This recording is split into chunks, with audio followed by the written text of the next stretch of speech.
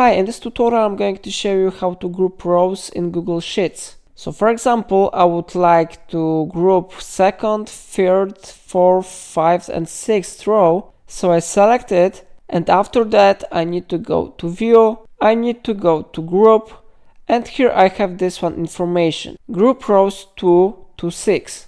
Alternatively, you can try to use shortcut from your keyboard. You need to use this one shortcut, but I will click somewhere here, and then group will be successfully created. You can click on the minus icon to hide this group if you want. Then rows from 2 to 6 will be hidden, and how you see we have here displayed row number 1 and row number 7. If you would like to unhide these rows, you need to click on the plus icon, then it will be visible again. Of course, you can create another group if you want. So if you want to do it, for example, I'm going to select another 3 rows from 10 to 12. Then I go to View, I go to Group, and I select this one option, Group rows from 10 to 12. So I click here, and how you see another group has been successfully created here. And again, we can hide or unhide this group, and the same with the first group.